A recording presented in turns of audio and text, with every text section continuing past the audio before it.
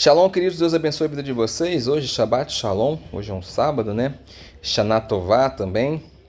Estamos aí finalizando o primeiro dia, né, do ano, daqui mais um pouquinho. Agora são aproximadamente 4 horas da tarde, né, de sábado, 2023. Hoje é dia 15, 16 de setembro, né? Bom, capítulo 3 de 2 Coríntios, tá? Texto bastante interessante, né? Paulo começa fazendo ali uma pergunta: olha, vocês acham que eu estou me recomendando ou estou fazendo como outras pessoas fazem, buscando carta de recomendação de outras pessoas, ou então carta de recomendação de vocês mesmos? Não vim fazer isso não. A minha carta de recomendação é vocês mesmos, né? E ele fala no versículo 3, vocês mostram ser uma carta do Messias colocada sob os meus cuidados, né? Ou seja, para ser entregue a Deus lá no dia do juízo final. Então, Paulo está dizendo, olha, eu tô com vocês, eu cuidei de vocês, eu auxiliei vocês, e vocês, o resultado de vocês é como se fosse uma carta para ser entregue ao Messias naquele dia, né? Então, será que, se a gente for parar para ver hoje, será que as nossas cartas, né, do Messias dadas para nós, para a gente tomar conta, para entregá-la naquele dia, será que vão ter bons resultados, vão ter coisas boas escritas lá, né? Era como se Paulo, pelo menos no meu entendimento, ele estivesse dizendo assim, no dia lá do juízo eu quero ver vocês todos sendo aceitos, né? Se isso acontecer, papel cumprido, né? Se não acontecer, papel não cumprido, tá? E ele fala que Deus escreveu, né? Ali, eu vou até pegar o texto em si para a gente poder ler, para a gente não perder nenhum detalhe, porque o capítulo 3 ele é muito detalhado. Se você não tiver atenção, algumas coisas se misturam, né? Sob nossos cuidados, não escrita com tinta, mas pelo Espírito de Deus vivo, não em tábuas de pedra, mas em corações humanos. Então Deus escreveu a Torá, né, ali os 10 mandamentos pelo menos, numa pedra, tá? Isso está lá em Êxodo 24, 31, 34, Deuteronômio 9, Deuteronômio 10, 11. Então, Deus escreveu, né? E hoje, se você for ver um simbolismo dos 10 mandamentos, está lá. São 2 tábuas, né? Cortadas ali, e as primeiras letras de cada mandamento. Mas a carta agora está escrita nos nossos corações.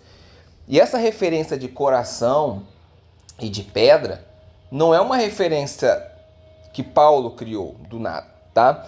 Você tem, por exemplo, Provérbios 3:3, Provérbios 7:3, você tem Jeremias 31, que é o texto da Nova Aliança, que eu sempre falo, né? Todos eles fazem referência a esse coração de carne, né? E esse coração de pedra.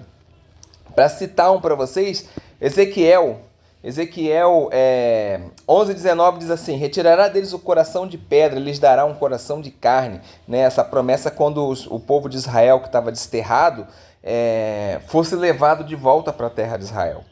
Então essa referência ela já existe. E aí avançando, a gente entra num ponto complicado, porque ao que dá a entender, Paulo está dizendo que a nova aliança tem mais glória do que a Torá. Tá? Particularmente, eu, Juliano, acho que sim. Acho que sim. Mas eu compreendo, e vou explicar mais para o final, que a nova aliança, na verdade, ela é uma completude. É como se Deus estivesse enchendo o copo até chegar o copo cheio, né? Então, olhando a este nível, o copo cheio na nova aliança, né, que é o momento final, é onde Deus nos traz salvação através do Messias, é maior do que quando Deus faz ali as promessas, porque já há um cumprimento, tá? Mas, por exemplo, o Dr. David Stern, que é quem eu sempre cito para vocês, porque é a minha referência quando eu trago os estudos para vocês, boa parte dos estudos, para não dizer maioria, é do Dr. David Stern, né? Ele entende que não. Ele entende que não se trata de uma referência entre Nova Aliança ser mais gloriosa do que a Torá. Fato interessante é que quando você pega do versículo 6 ao versículo 13, em momento nenhum se fala nomos, que é a palavra grega que vai traduzir para a gente lei, tá? Em momento nenhum, inclusive em todo o 2 Coríntios, não se fala da palavra nomos, do verbo do substantivo nomos, tá? Não se fala de lei. Então, se você quiser usar esse texto para falar contra a Torá em si, você não pode, porque você não está se atendo a simplesmente ao texto. Você está usando ou o contexto geral, né, que você pode usar, obviamente, ou então estão forçando um pouco a barra, tá bom? Então, o que Paulo fala é que é um texto escrito, tá? Esse texto escrito foi gravado em tábuas de pedra e ele trouxe a morte, né? E ele declarou culpado as pessoas, né? E que trouxe um brilho temporário aí, que era devanecente, ou seja, que ia sumindo, né? E aí ele pega esse texto escrito e ele contrasta com a nova aliança, que é acompanhada pelo Espírito, né? Que escreve no coração humano e que também dá vida, tá? E ele pode inocentar pessoas e o brilho dele perdura, ele não é um brilho devanecente, tá? Então, esse texto em si, você não pode dizer que todo ele é Torá, tá?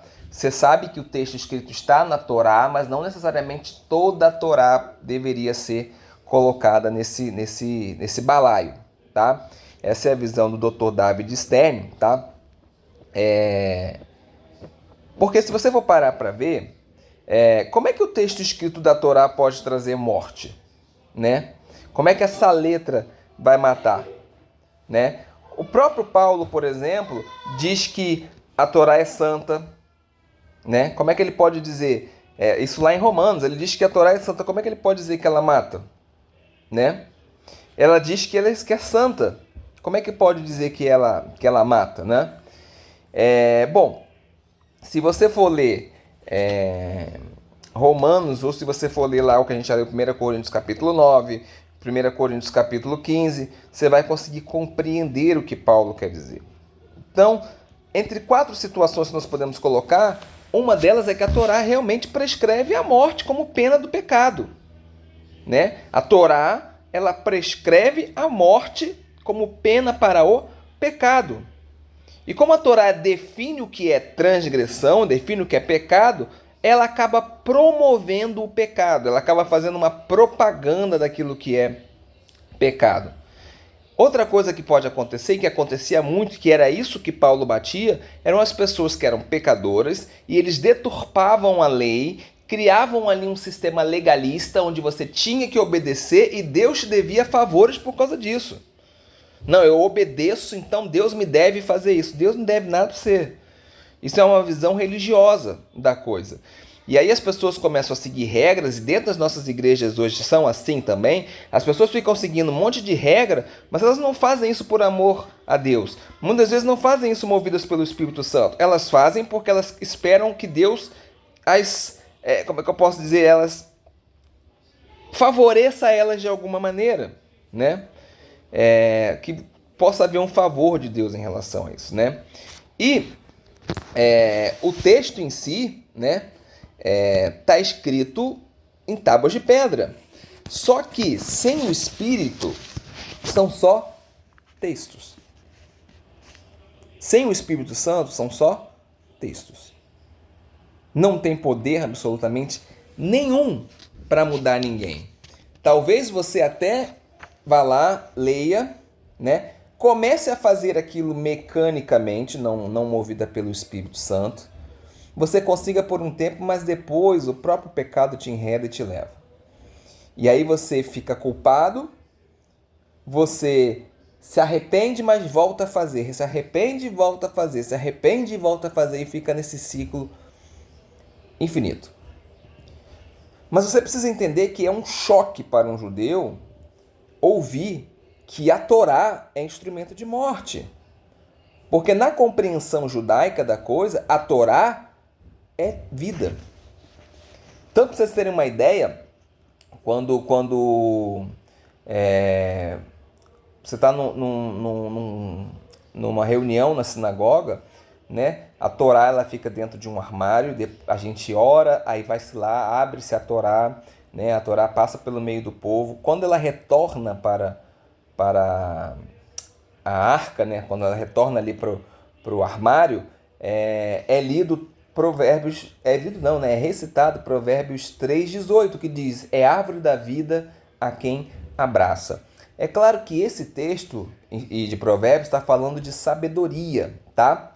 Mas nós entendemos que a Torá contém a sabedoria de Deus, não toda, pelo amor de Deus, tá?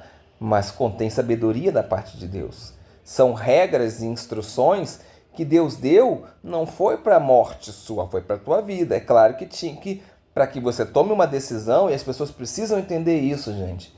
Para você tomar uma decisão para qualquer coisa na sua vida, no mínimo, existe duas opções. No mínimo, existe sim e não. No mínimo, existem dois caminhos. Então, quando Deus apresenta as suas instruções, Ele apresenta pelo menos dois caminhos. Olha, por aqui você vai bem, por aqui você vai mal. Isso é simples de se entender, tá? Então, esse texto acaba sendo aplicado à Torá, porque a Torá contém aí a sabedoria, parte da sabedoria de Deus, né? Bom, a gente sabe que a Torá sem o Espírito, gente, é morte. Se você não buscar a Deus, entendeu? E Deus não conceder do seu Espírito, fica complicado de você conseguir, tá? Aliás, fica impossível de você conseguir no meu ponto de vista, tá? Então, o Espírito que dá vida, tá? Então, você precisa entender que todos nós estamos mortos nos nossos delitos. Efésios capítulo 2, né? Versículo 1. E é importante a gente entender que todos nós precisamos do Espírito que dá vida, né? A Torá, a sua letra em si, ela sem o Espírito não tem sentido, mas você não consegue seguir, você não consegue avançar, né? Saiu um gol lá na televisão, espero que vocês não estejam ouvindo isso. Os meus filhos estão assistindo o Vasco Fluminense nesse momento, tá? Então, quando você tem o Messias, quando você tem Jesus Cristo, e quando Jesus Cristo lhe dá do seu Espírito, aí a Torá se torna árvore de vida e não simplesmente um sacerdócio de morte, tá? Então, o melhor caminho para você entender esse conceito aqui é quando você vai para Romanos, capítulo 8, do versículo 1 ao versículo 11, né? É a melhor forma da gente entender. Então vamos pegar aqui, abrir uma aspas. Não há mais nenhuma condenação, ou seja, prescrita na Torá. A Torá traz prescrição, né? Se você fizer isso, é pecado. Você vai ter que matar tal animal com farinha, com vinho, e por incenso e por aí em diante. Então, não há mais nenhuma condenação esperando por aqueles que estão em união com Jesus, o Messias. Por quê? Porque a Torá do Espírito que produz vida em união com o Messias Jesus me libertou da Torá do pecado e da morte.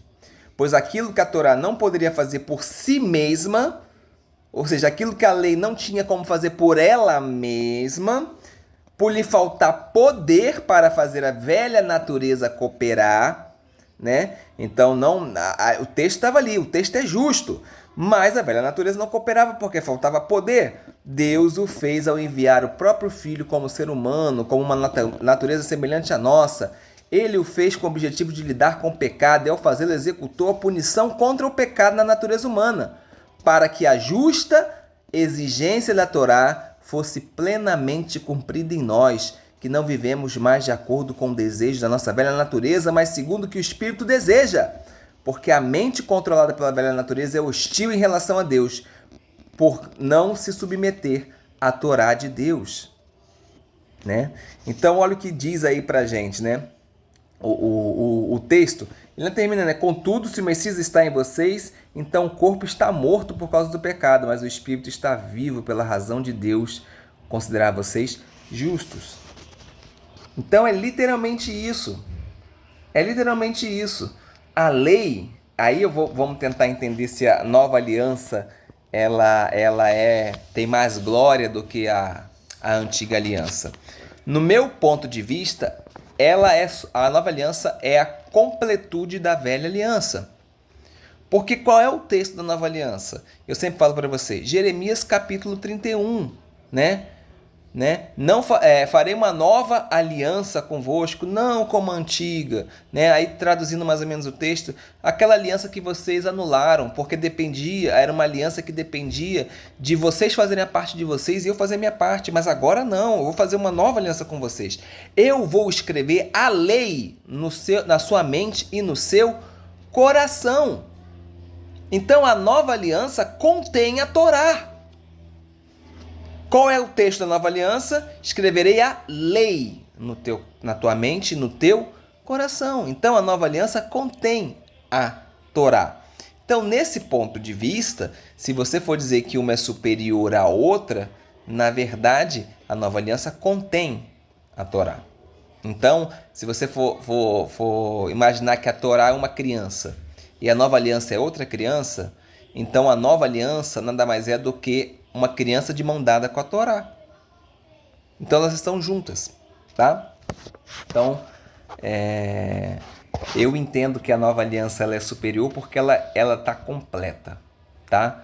Enquanto a velha aliança não estava completa, porque faltava ainda o perdão do pecado que só poderia vir pelo sangue de Jesus Cristo, tá? E o sangue de Jesus Cristo representou essa nova aliança, por isso eu considero ela como mais importante, tá bom?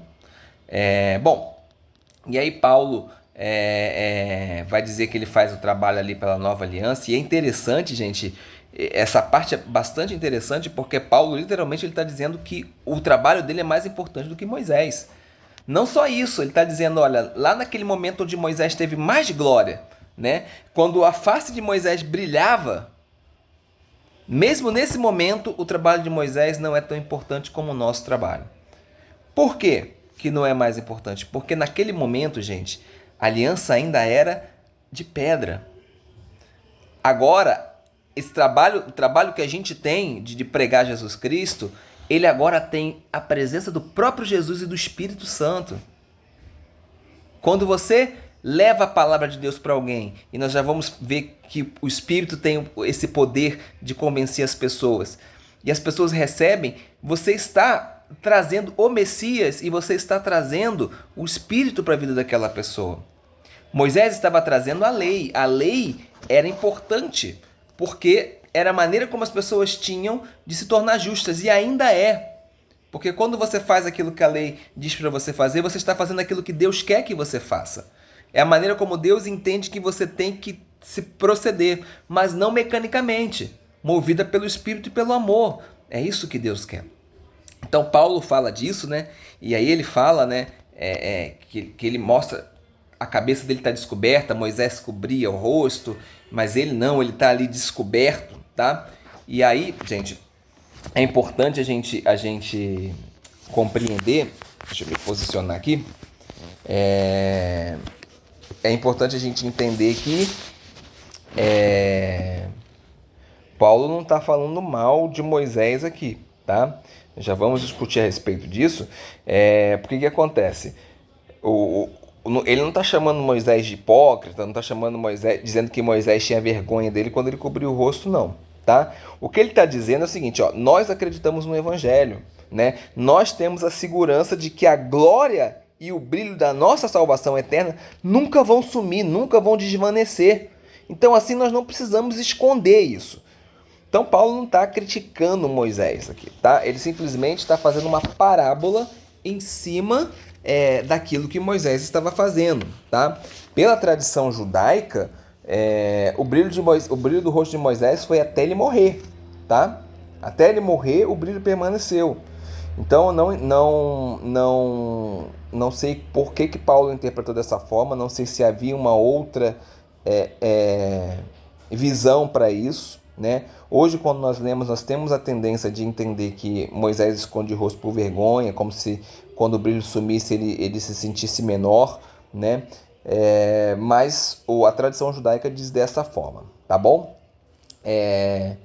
E aí outra coisa interessante, diz que o judeu ele não recebe, ele lê a Torá e ele não consegue compreender a visão de Jesus Cristo, porque existe um véu espiritual. E isso não é diminuição da inteligência. O judeu não é inteligente. Não é isso, gente. É um véu espiritual que ficou estabelecido ali para que ele não pudesse ver. Romanos explica que esse véu era necessário para que eu e você pudéssemos receber Jesus Cristo, né? Mas eles continuam a examinar a Tanakh, né, o Antigo Testamento, porque eles acham que ali eles vão ter vida eterna, né? E é interessante que Jesus ele fala sobre isso. Se você for ler o que Jesus diz lá em João, no capítulo 5, por exemplo, vocês vão ver que ele vai dizer assim, ó, vocês continuam a examinar o Antigo Testamento, né, ou a lei, ou os profetas, pensando que nele é a vida eterna. Essas escrituras dão testemunho a meu respeito, mas vocês querem vir a mim, mas vocês não querem vir a mim para ter a vida eterna. Não pense que eu vou ser acusador de vocês perante o Pai. Sabe quem vai acusar vocês? Moisés, né? Ou seja, a própria Torá. A própria Torá. Porque ele creu em mim, ele escreveu sobre mim. Mas os que creem... Mas se vocês não creem no que ele escreveu, como é que poderão crer no que eu digo? Então, João, capítulo 5, Jesus fala isso. Mas ainda há esperança, tá? Você vê que Paulo... É engraçado que às vezes fala, Paulo está falando mal da Torá. Gente, Paulo citou a própria Torá aqui agora, né? Paulo vai citar um texto da lei, né? Ele vai ler, eu vou pegar aqui como está escrito. Vai estar escrito assim, ó. Sempre que alguém se volta para Adonai, o véu é removido, né? É uma referência de Êxodo 34, 34. Então, o que Paulo está dizendo, ó, há esperança, né?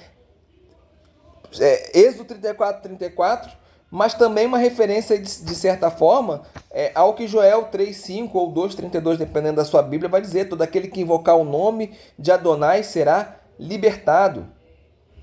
Em Êxodo 34, 34, diz que Moisés entrou na presença de Deus para falar com ele e ficou sem o véu até a hora de sair. Mas Paulo diz que quem tira esse véu é Jesus Cristo. Jesus Cristo tira esse véu, né?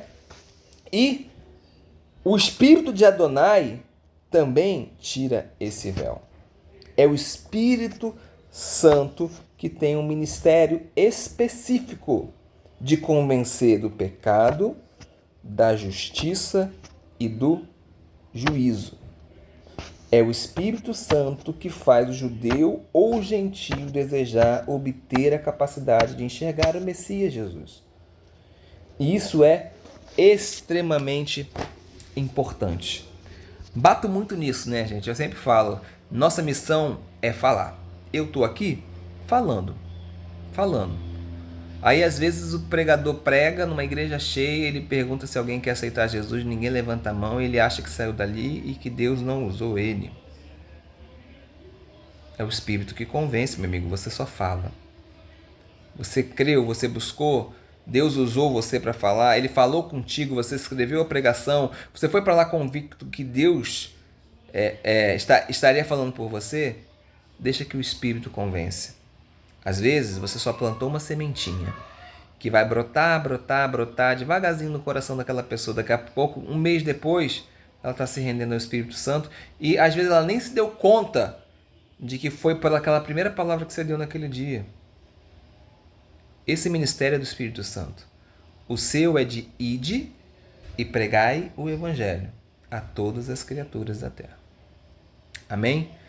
Então, que Deus abençoe a sua vida. A gente se vê aí no capítulo 4, que também é um capítulo bastante importante. 5 e 6 são mais tranquilos. E vamos caminhando aí para a gente ver se a gente consegue terminar até o final de outubro, 2 Coríntios. Deus abençoe a vida de vocês. Shalom.